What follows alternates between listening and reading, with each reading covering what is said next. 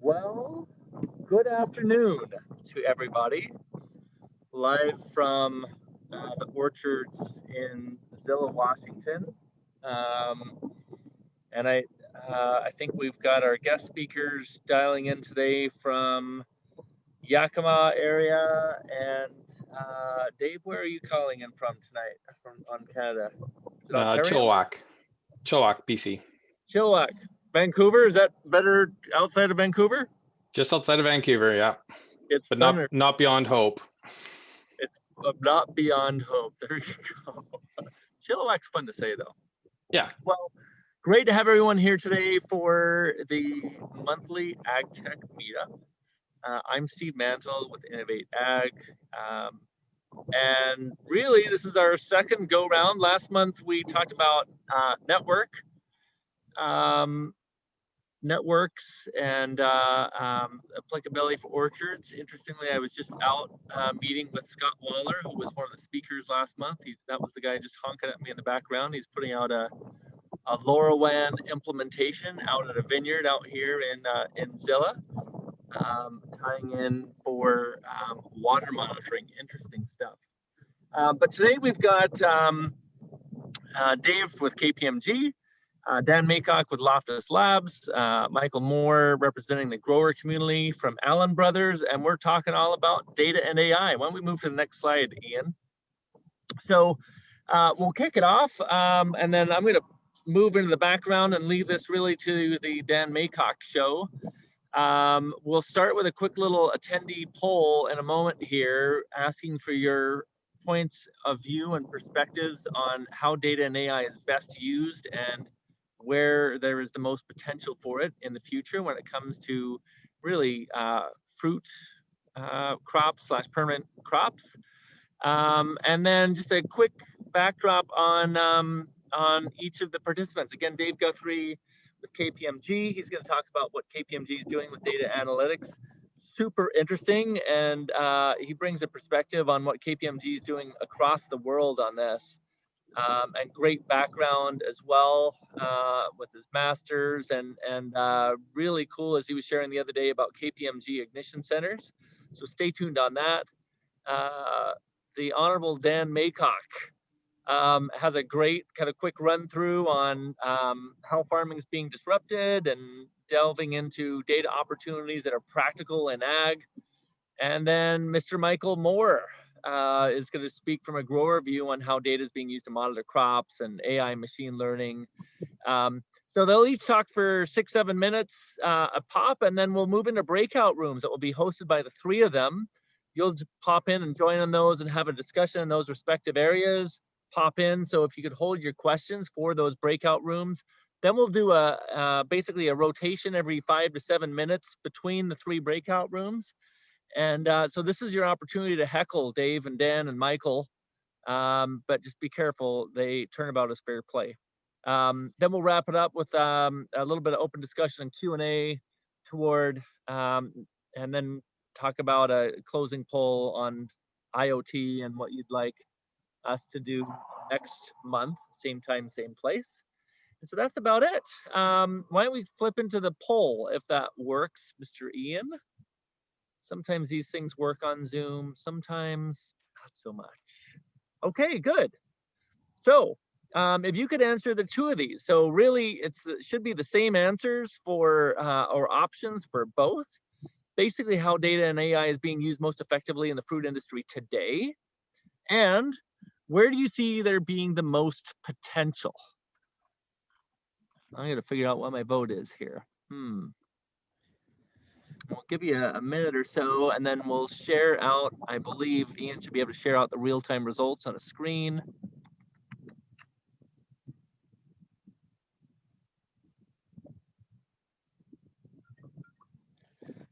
We got about 3 of 17 people voted. There we go. All right, my vote's in. Come on, people.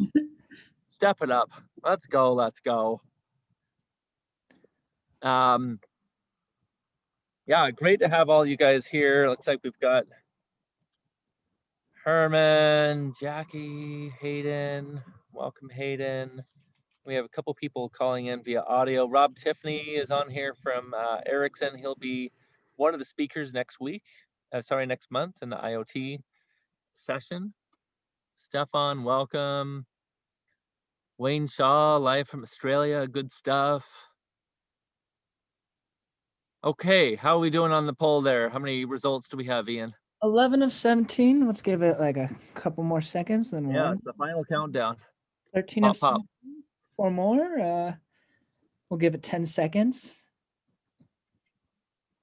5, 4, 3, 2, liftoff. All right, and here's the results coming in. So yield estimations seem to be the leading one for question number 1. Yeah, by a long shot.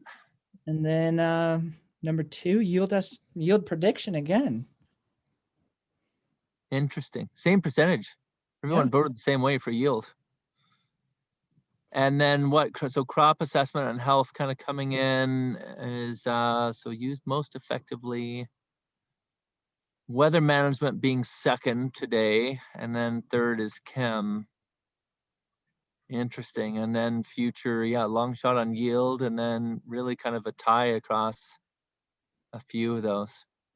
Interesting. Well, that's a great tee up. So with that said, why don't we switch gears to Dave Guthrie. Thank you again, Dave, for joining us today and taking the time. We're really honored to have you here with us.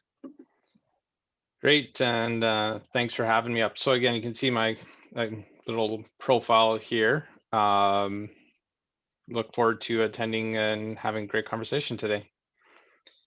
Not sure if you wanted me to go through the full spiel there, but yeah, so basically I'll be talking about our agribusiness practice here at KPMG. I am the leader of our agribusiness practice in Canada, connected into our global practice. And we actually just had a global call this morning. And the 3 key areas we're talking about are sustainability reporting, traceability, and data and technology in the food business. So very relevant for us, for our clients, and looking forward to really this, technology revolution in agriculture. And as Steve mentioned, I am based in, I was in Chilliwack, just outside of Vancouver, heart of the Fraser Valley, significant agribusiness economy here, everything from dairy, poultry, blueberries, raspberries, etc. So maybe Ian, if you want to flip to the next slide, it can kind of give you the road to our data and analytics practice. So again, when you think of the traditional accountant, you may not necessarily think data and analytics, but this is kind of the road that we've gone along. In December 2019, KPMG globally announced $5 billion to be spent on digital transformation over the next 5 years. So that's everything in terms of what we do internally, but also looking at digital solutions that we can be bringing to our clients. One of the outcomes of that is our Ignition Center, located in our Vancouver office. And around the world, we do have a number of Ignition Centers, and these are basically digital disruption labs, basically where we can bring our clients, future clients in, and talk about technology and how we can help solve business problems with technology. At the end of the day, this is a transformation of what we would call the traditional accountant, and really moving from accounting to advising businesses and helping our clients make their business better. Next slide, Ian. So again, this slide here just talks about a few of the key alliances that we have. So Amazon, IBM, Google, Microsoft. These are all the technology-based companies that we've got alliances with, that we work with to help provide solutions. And I put on there Simon Fraser University, and this is one of the programs that we have partnered with SFU, is for our staff, KPMG, and managers and partners can all go through and either get a 1-year diploma or 2 years master's degree in cognitive analytics.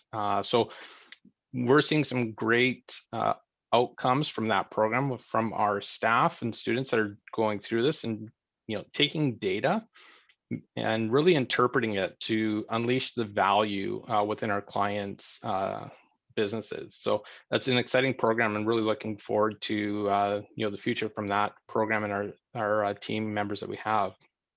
And then the next slide. So this is just a few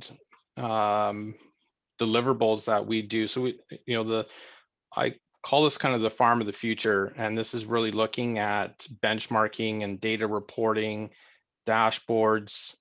We have a blockchain-based application called KPMG Origins that's rolling out. We're looking at predictive analytics, predictive financial metrics, predictive forecasting, and other digital transformation projects. So really exciting in terms of some of the technology solutions that we're looking at, and really hoping that we can help our clients with their business and really unleash the value within their data to be more profitable and more productive. So that should be the end of my slide, and look forward to the conversation today.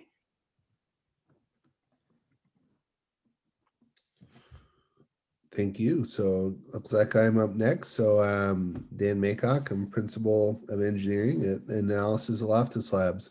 Loftus Labs is now, I think, in its 5th month. We're a spinoff from Loftus Ranches. And essentially, as I got on board and started to work with Pat Smith, who's the 4th generation farmer and owner of Loftus Ranches, we realized there's a real opportunity to be able to provide consulting support across a variety of different agribusinesses. So I decided to spin up a consulting company, and now we're out and about helping ag companies understand and better use data as a means to provide decision support. So great to be here. Go ahead and hit the next slide. Then we can skip this one. So a little bit about me. First job, grew up in Prosser, Washington. First job at 13. Early 90s was actually after school, helping sell computers to wheat farmers in order to do weather data analysis by downloading weather back in the early 90s over dial-up. Ended up doing a couple internships at Chateau Ste. Michelle, got kind of involved in ag tech early on, went to college, moved over to Seattle, lived there for about 15 years, working across all sorts of companies, whether it was an employee, consulting, startups, got to really know the world of data. And one thing all these companies have in common is they all have data problems, and we all do, regardless of what industry we're in. The applications are going to be different, but we have too much of it. It's not going to the right places, and there's a lot of opportunity to put it to better use. 3 years ago, having our 2nd kid, decided to move back, really get involved in what was going on with ag, take my experience into the Eastern Washington, and got plugged into a number of companies before helping get Loftus Labs going. And now getting to spend every day working with great ag companies here in Washington State, talking about data. So not a bad gig. So, right now there's a lot of issues facing farmers, whether it's increase in growing degree days, just the logistics around supply chain issues, problems with pricing, macro level, micro level issues, labor costs, and the issues going on right now with overtime. And a common thread amongst all these things is being able to get a better handle on the changes that are going to hit you and getting better predictions around that, while also understanding all your historical data and how to put that information to better use. Traditionally, it's going to be captured on clipboards and paper, migrated over to Excel, where quite a bit is done now. And now we talk about things like a modern data architecture and being able to automate reporting, automate forecasting, being able to put that data to better use. Data in of itself is not that useful. It's really just the means to the end to provide decision support. At the end of the day, if a grower or someone in agribusiness can't make a better decision with the information in front of them, it might make pretty pictures, could do really cool stuff. There's a lot of science projects going out now in various farms, but it has to be practical and tied to a business use. And you should be able to see a return on that relatively quickly, within 12 to 18 months, and not something that takes several years to provide value from. And it's probably the best way, getting a handle over your data and information, you can really combat a lot of the disruptions that are taking place right now. because it gives you a good handle on what I spent yesterday, what I'm likely to spend today, and what the next week or two look like. Whether it's what costs and projects I'm going after, getting a better handle on labor, what kind of yields and information do I need to be able to manipulate what I'm doing this year, how it's going to look downstream as things get picked and packed and sent down their way to the retailers, and being able to then pull all that information together in a very clear and concise way, not a bunch of silos of information across multiple solutions, but integrated into one place. Go ahead and hit the next slide. So at the same time, ag is a huge industry. There was a survey done several years ago around how many ag tech vendors there were, and it was something like 1,630. And now I think this year going to get close to 4,000 or 5,000 different ag tech vendors out there. As David can attest in his world at KPMG, this is not a space that's slowing down anytime soon. It's obviously a very hot area, a lot of information. The big problem is, as a farmer, if you're buying 15 different solutions, you have 15 different interfaces and 15 different data points, and there's a lack of synchronicity in most part, where all this ties together to just give you information by acre or by pack out, by bin, that sort of thing. So it's a bit chaotic, even with all the new technology coming on board. Being able to take all that information and work through it in a clean and easy way. Hit the next slide. Yet there's huge opportunities when we talk about opportunities to make ag more effective. USDA estimates 40% of food supply is wasted every year. Agribusinesses very vulnerable to weather, tariffs, pest infestation, all kinds of issues, you know, and none of this is new to someone that's a veteran farmer. You know, it's always been a fight with Mother Nature, a lot of unpredictability. And yet, as we see weather patterns starting to shift, as we think things like growing degree days going up, as we see a lot more dynamic changes around things like food resiliency coming out of COVID, you know, these opportunities aren't going to get less, but you know, an opportunity means there's also a lot more uncertainty. Hit the next slide. So when we talk about pulling it together, a lot of this can be described in a modern data architecture where this can really be helpful to farmers. And we'll dive into this more in the breakout session for those that are interested. Is the first layer, what we call a transactional layer, is really about acquiring the data. If you're a packing house, you're pulling in packing inventory, packed fruit counts, packing house data. That's going to go into a couple of intermediary places, but you can pull all that together and into what's called the data warehouse. If I'm out in the orchard, I'm tracking labor, fruit sensor data, spray and irrigation data. If I'm out in the back office, I have Famous, I have Computech, all these different bits and bytes of information, being able to pull it together in a single spot, combined with third-party data such as weather data. The advantage of having a data warehouse, and a key part of what we call modern data architecture, is the ability to pull those information together in one spot, clean it up, build very clear and easy what we call schemas around each of these bits and bytes of information, and kind of send it off in two directions. Either it's something I'm going to use for reporting using something like Power BI or Tableau, or I'm going to be developing something using Python or R, what we call advanced analytics. If you hear a lot about machine learning and AI, either direction that goes, having it in one spot makes it a heck of a lot easier to manage it. And from there, we kind of talk about analytics in one of four buckets. Either is descriptive analytics, looking at what happened, diagnostic analytics, why did it happen, predictive analytics, what will happen in the future, and then prescriptive analytics, how can we make it happen, or how can we change what's going on with that. At the bottom, you see a lot of different specialties, though. There's no such thing, of course, as a data person. And when it comes to each of these pieces, there's different specialties. Part of the reason what we do at Loftus Labs, but getting multiple people to work together to pull all these pieces together. And then the output of that is dashboards, field reporting, BI, data models, machine learning, that kind of thing. So it's a complicated system, but when you break it down into individual pieces, you have all the places where that data is generated. You have the spot in the middle where all that data is brought together. And finally, 3 or 4 different ways in which that data can be used. And so when we talk about a modern data architecture, this is kind of what we're talking about in a very simplified way. And it's easy to get started. Everyone's generating data today. You're all consuming data in various ways. The question is now, with all the data you have, how to pull it into a spot we can put it to better use. And that's part of what we do at Loftus Labs and helping companies think through each of the steps. But as you get more and more of these solutions out there, these ag tech vendors generating bits and bytes of information, it's going to be very important to say, it's, how do I pull that data into a spot I can put it to use? How do I put it to use in the most effective way? And if it's not going to drive down costs or improve yields and revenues, how useful is it really? So it's an important question to ask. Get at the next slide. So I'm going to be available in one of the breakouts. We can talk more about this topic. There's my email if you need it, and appreciate your time and being here.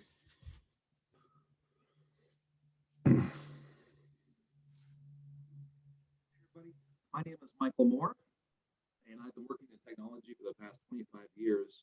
My primary background is focused in software engineering, automation, instrumentation, monitoring, and Hey, Michael, we're having a hard time hearing you.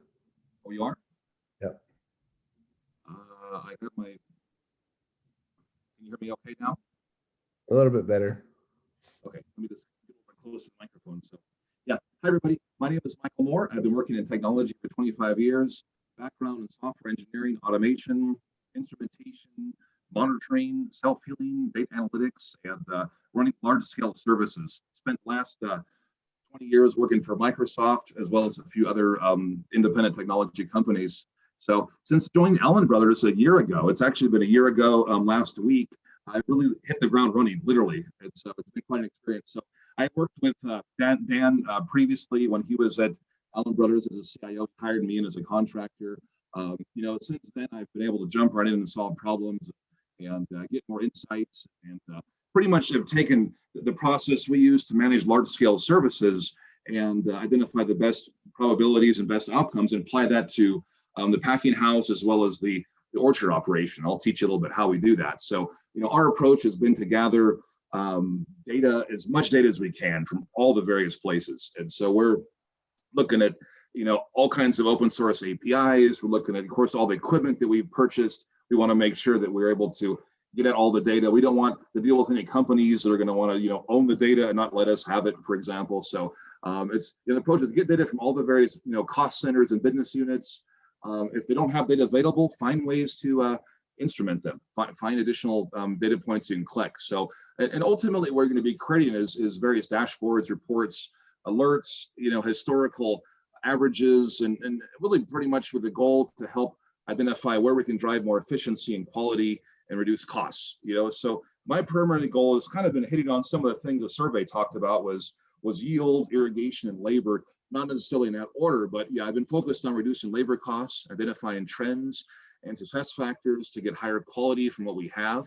I've been working a lot on predictions and helping to use data for our business to help identify industry, to help identify where we're at compared with industry trends to make sure we stay competitive. So it all starts with collecting lots of data. So you can kind of see behind me in the slide, we look at, we're starting to develop a program this year to collect all kinds of information. Where, for example, we're starting to collect bud counts off all the trees, then we'll move into bloom counts, and of course, that'll help us with crop load management, kind of the nature of biennial trees. We deal with a lot of the stone fruit. And so, you have these kind of, inconsistent growing cycles. So we're trying to flatten that curve and ensure that we have consistency. So what we've been able to do since we brought all this data in was establish clear KPIs, do trend analysis, easily correlate different aspects of the business into kind of one view. And that was one thing that was paramount for our success, was to build a data warehouse. And so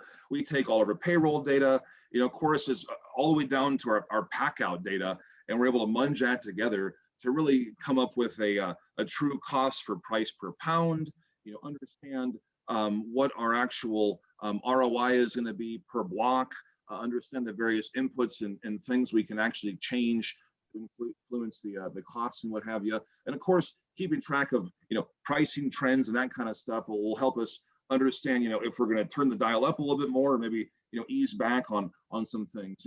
Labor has been a real big problem. And so we've had to spend a lot of time on labor analysis and piece rate analysis. And we put together some analytical programs that have helped us identify the best piece rate to use.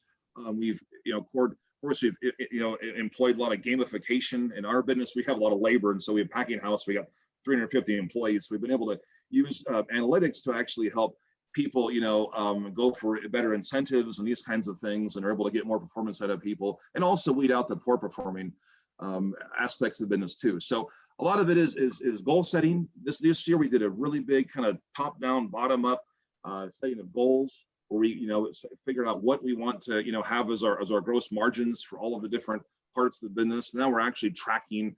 We're able to figure out the KPIs we can measure, then we can track those goals. So we know on a weekly basis if we're hitting the mark, and we can make some fine-tune adjustments. So that's one thing. Another success factor is once you do something good, how do you reproduce that? So what we're doing is we're spending a lot of time with machine learning and decision tree analysis. We're actually taking all the data and what was a successful run, or what was a successful batch or lot, and then we're looking at all the different probabilities and what were the things that were done behind the scenes, and then we're able to kind of figure out, using a decision tree to figure out the best path that gives us pretty much tells us exactly how to reproduce that scenario. And so that's something kind of new. It's a lot of time it's a big investment, because we've had to start collecting data for like 2 years now, and we're finally able to get that data to pay off. I mean, don't expect to start collecting information and have it pay off, the first month, because you won't see enough of those trends and be able to really make use of that. So about 18 months after the fact, now we're really able to make quality decisions, and we pretty much have 99% confidence that these things are going to work out. So so again, we're tracking everything. So the biggest thing we got to do is, if you kind of see the picture, is my model is kind of continuous farming, right? So it's all about tracking, analyzing, fine-tuning, and then deploying, and keep constantly in the circle. And I come from a software background where we ran live services and we had deployments every single week. So we had to constantly analyze the data, make tweaks, and put it back out into production. And so, and that's kind of the mindset. So anyway, so just like software, log everything, track everything. That way you can do step back analysis. I'm going to the next slide. And a lot of it is with the goal, one more back. A lot of it was with the goal that we're doing now is to, this is a look at an orchard, for example. We're able to take the orchard, break it into various zones, and then monitor and meter each zone. And the luxury that we have at Allan Brothers is we not only grow the fruit, but we also pack the fruit too. So we can, as we're processing that fruit, we can look at the various trends. And what's behind me is a size density chart. So we've been looking at various analytics, as we get, a good pack out, or we get, a good, a good quality grade of fruit, we're able to kind of correlate that to different success factors. And then the challenge this year that we're actually going to be doing is tying that back to the actual, zone in the actual orchard where we picked it, and actually been able to process that. We have a couple of new inventions that we're gonna, that we have on track for this year that might actually allow us to do that kind of thing. So, and we'll talk more about that in the breakout sessions. I'll actually show you some various reports and some practical use cases. So anyway, that's it for me. More questions? Hold your questions of the session, and we'll get them all answered. So yeah, that actually wraps up time perfectly. So now we're going to go into the breakout sessions. So you guys were all pre-assigned to breakout rooms, but due to less participants, some rooms might have a little bit of less people than we were expecting. But the point is, we're going to do breakout rooms for about 5 to 10 minutes each, and then we're going to bring everybody back to the main room, and then you can then pick the next breakout session. So if you're in room 1, the next round, go to room 2, vice versa, room 2 to 3, 3 to 1 kind of a thing.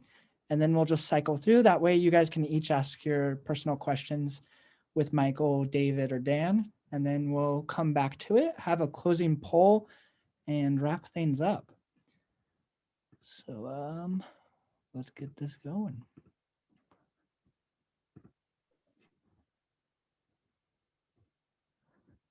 Are you guys going to the rooms now? Still here. Interesting. Here. Okay.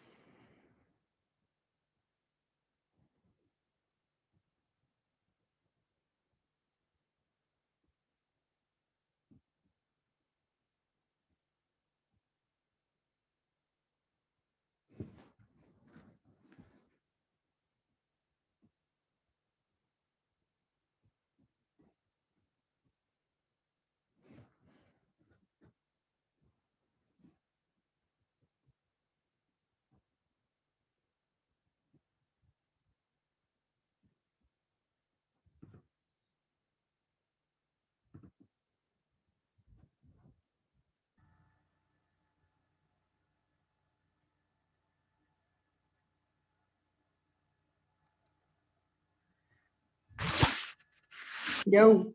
That you, Bailey? Yep. Were you in that breakout session? Yeah, I was. Oh, I accidentally pulled you. Shoot. Do you want to go back here? Wait. It doesn't matter to me. Yeah, just so Was I can be a Was part it of Michael Moore and somebody else in there? I was with Michael Moore. I don't remember who else was in there. I wasn't able to see who was all. Okay. I kind of messed up and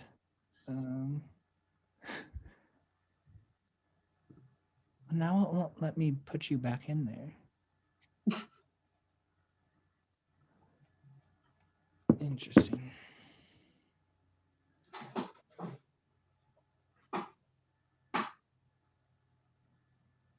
Oh, I think I can go in actually. Yeah, try going back in. Oh, no, I can't. Oh, yes, I can. Never mind. See ya.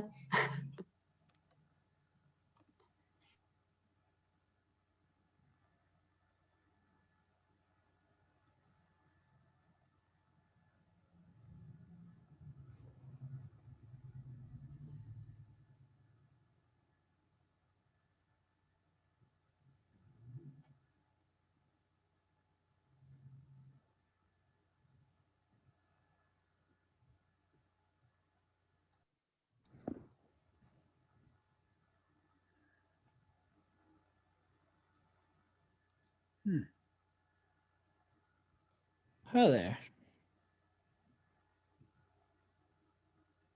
I'm by myself now. Are you Herman, right? Yeah, and I actually was trying to get into that Allan Brother room, but I ended up here and I have no clue how I got in or out. Okay, you want to go to the Allan Brother room? I can move you. That'd be great. Wait, with David or with Michael? With I mean- Mike Moore. Mike Moore. Mike Moore? Okay, perfect. I'll move you there.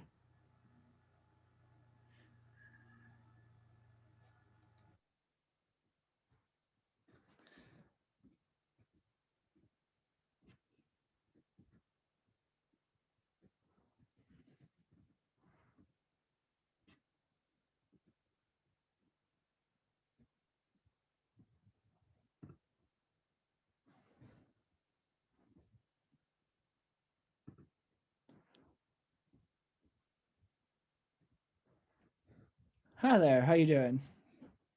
We're currently doing some breakout rooms, so I can put you in a breakout room if you'd like, just for some open discussion. Oh, all right, sounds good. Thank you so much. Yeah. Let me find your name.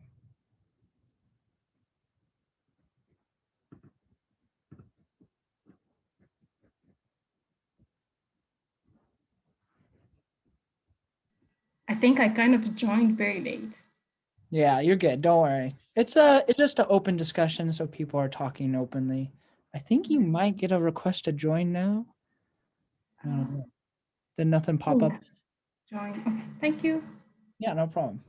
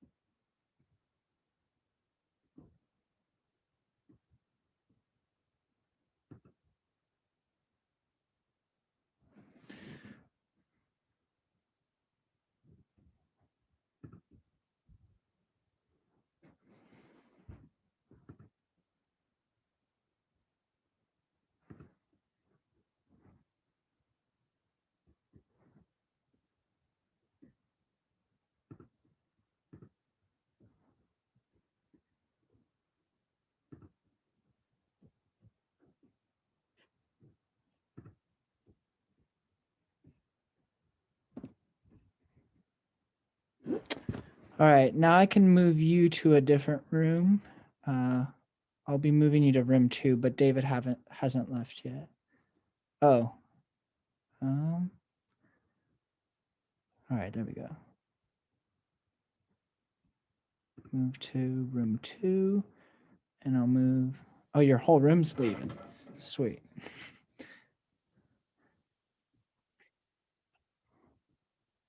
And then David, I'll put you in room 3. Where's your name?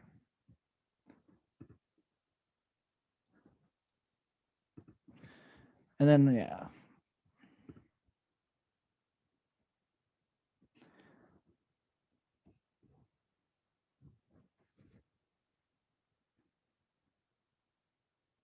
All right, John, Michelle, and Patricio, I'm gonna move you back to your original room 2. But here, I'm gonna have to move you to 2 different places before I do that. No problem. worries. Thanks.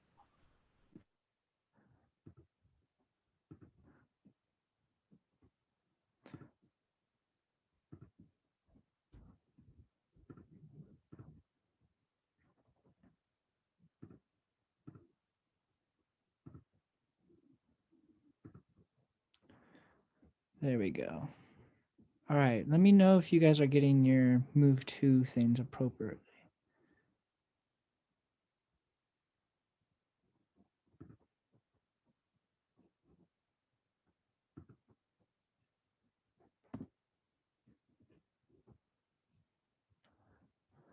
There you go.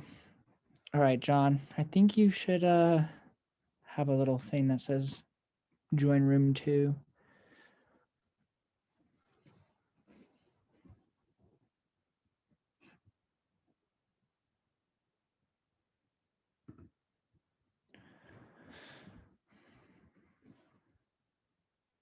How you doing? So right now we're just in a little breakout room session so people can kind of openly discuss things with the panelists. Would you like to be admitted to one?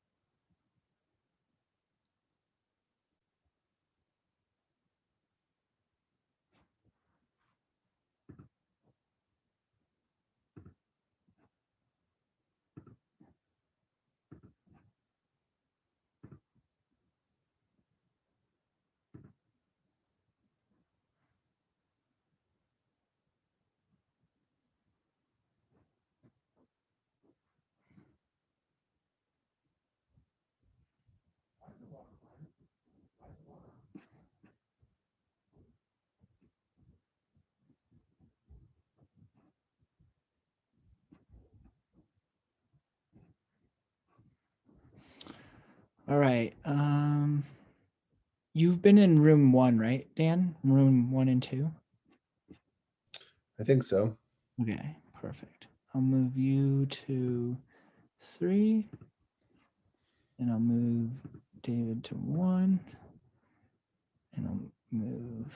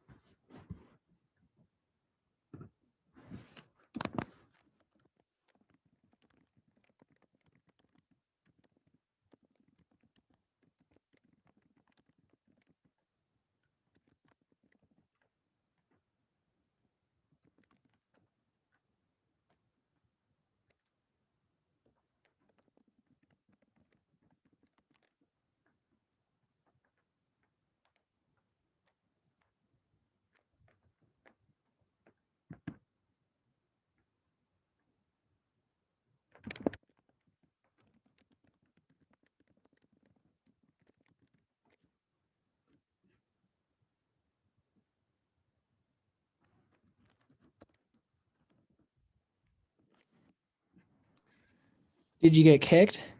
I got totally frozen when I went in there, so I'm not sure if you can put me back in. Oh, yeah. Okay, hold on. This is interesting.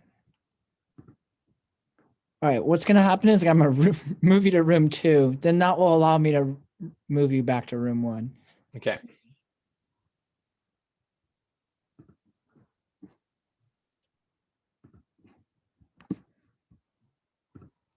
All right, there we go. Now you should be able to ask to go to room 1. How's it going, Steve? Good. Was it working in there?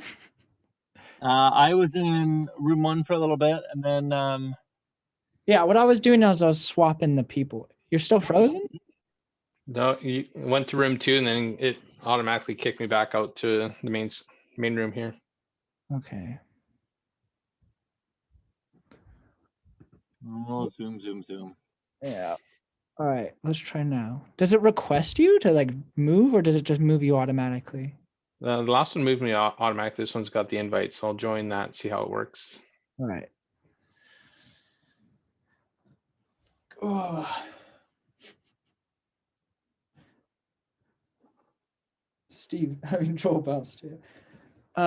Do you want to close things off, Steve, or what? Sure. Yeah. Let me join back on just to check in and do that. Oh, you've been gone this whole time? About half an hour. Yeah. Oh, wow. No, we're picking up our green atlas system. Sweet. Yeah. I mean, I haven't gone inside the chat rooms just because like some people will pop out, so I'll have to like put them back in. But Yeah, no, it's perfect. it seems like it's been going. I did room 1 with Dan in there initially, and it was a good. Oh, we got Herman in there with Dan and Fief and Michelle. Yeah, Herman left his original one and came out. He's like, I want to go to the Allan Bros person. And I was like, oh. Nice, cool. So, are you gonna do a broadcast message in a minute or two? And Yeah, in like 3 minutes or so. That way, yeah, it's already 5. I would do it in like a minute or so. Yeah, that way, yeah. Then I'll let you take care of the last bit. Sure. And you got the survey queued up or poll? Yes, sir. Awesome.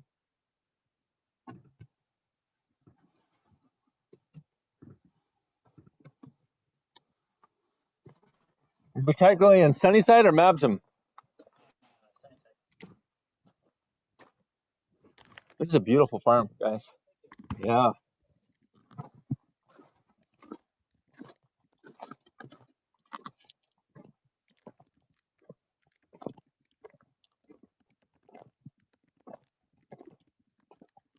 Can you see much of the background again? I wasn't looking, but it looks beautiful. The clouds look so pretty. Yeah. I want to be out there right now. That looks so nice. It's peaceful, huh? It is actually, yeah. Yeah, that looks real nice. Nice. Yeah, vineyards, orchards. Yeah.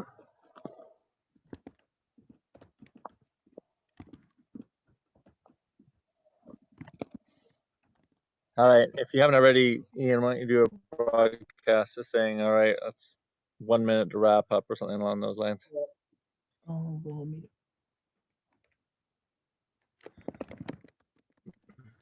My verbiage was weird for a second. This is interesting, yeah. Hey, you got to use an apostrophe. A what? Did I You use got to one? use an apostrophe. 2 more minutes and we'll all meet back at the main room. Oh, I didn't use one, you're saying. I'm just giving you a hard time. You did. You did. You got to use one. Oh, I did get to use one. I didn't even notice. Like I just did it subconsciously, I guess. But I'll promise you, I'll research deeply into when apostrophes are appropriately used, and it's gonna be a goal of mine not to do that anymore. If I have to, I'll go back when my nephew goes through that stage in school. I'll go sit in class with him and.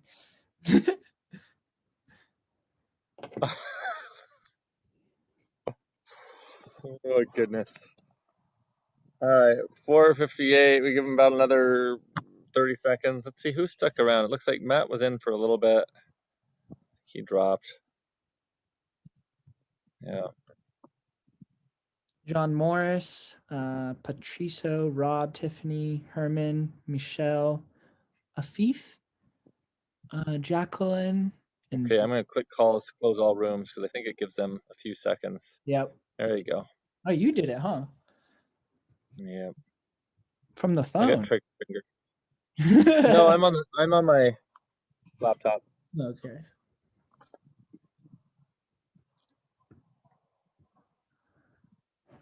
Oh. 40 seconds, 39, 38. So once you get ready to just hit the button on the poll? Poll.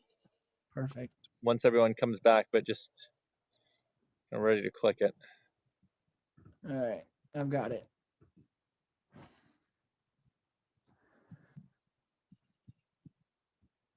And we don't have a slide that talks about next time, right? Yeah, we do. It's the next slide. Okay, good. Awesome.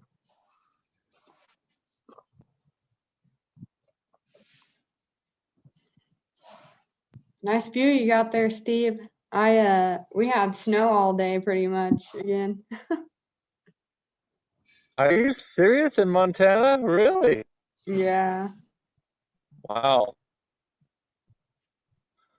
It's Well, welcome back, everyone. We're back. I hope We're back. welcome back. I hope those breakouts were productive. It was nice to drop in on one or two of those. It was great hearing a little bit about what some of you guys are up to. That's the point of meetups, and we will definitely, by all means, take your feedback on how we can improve the meetup approach. Hopefully this was helpful for you today. Along those lines, plenty of resources that we wanted to share, some of the webinars that we've done recently on the Innovate Ag side of things. We are actually out today out at Zediker Farms in Sunnyside, and we're picking up our first of 2 green atlas mapping systems. We're really excited about that and getting those out in some grower orchards to map out at blossom stage fruit yield. So good stuff. Ian, why don't you take up the poll kind of in closing for ideas on what you would like to see in next month's IoT AgTech Meetup. Looks like basically how sensors integrate with grower ops, how software integrates with physical tech, how tech exchanges data over the internet, and just learning in general. Certainly open to any other sort of feedback that you want to share as well. You can send an email to Steve at innovate.ag or Ian, IOAN, at innovate.ag. and share any sort of feedback. We would love to hear it. Dan and I were chatting a little bit earlier today, and we're hoping to get the physical meetups going again this summer, right, Dan?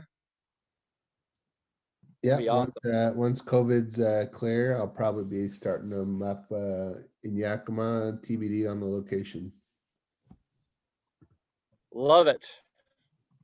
So there's a quick on the results is basically just more on how sensors integrate in with grower operations. And so we'll definitely have that actually helps inform us that we'll bring in a couple of folks that are really kind of tying in devices into grower operations today. And we'll look to bring in a grower perspective as well. Thank you again, Michael, for sharing the grower perspective. And looking forward to chatting with you guys between now and next month and last Thursday of next month. Thanks for your time, everybody. Have a great night. See you. Bye. Thank you. Bye.